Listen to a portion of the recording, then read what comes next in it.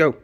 All right, so final video, just breaking down kind of the basics of leg locks. So heel hooks, a lot of what we're looking at, there's a lot of different setups, entries, finishes, etc. But there's two basic main categories that are going on here. So we have the outside heel hook, where we're creating this internal rotation in on the hip. So with the outside heel hook, depending on leg, etc., but we're gonna expose the heel. A big key of all heel hooks is that I'm gonna rotate the ankle with my heel control to take the slack. So if I just keep rotating the heel, sometimes I can tap them by messing with their foot, but that's not the real goal. The goal is to use the exposure of the heel to take the slack out and then to bridge my hips through the knee, creating lateral pressure attacking the joint.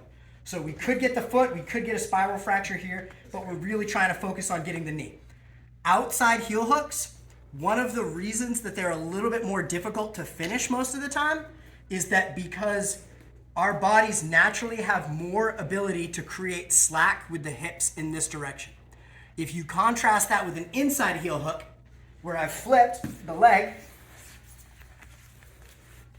and now I've got the heel lifting up, pushing out on the hip, the concept is going to be the same, where I create heel exposure, get those toes tucked up, lock the heel.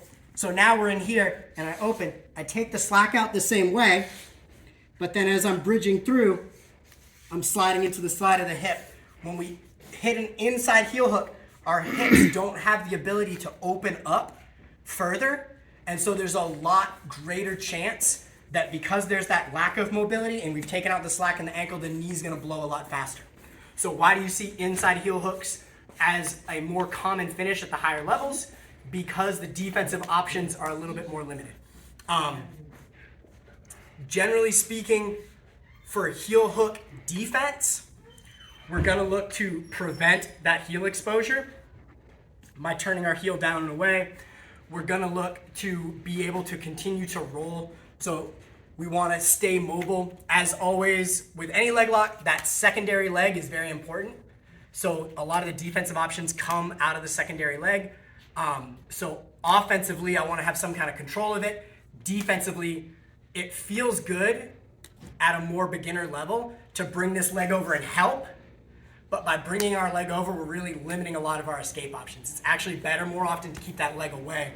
So I have to fight just on this one leg, and this leg can continue to create mobility. So inside heel hook and outside heel hook come up a lot. And obviously they're getting much more popular, and more rule sets are allowing them. So it's something good to study and have some awareness of.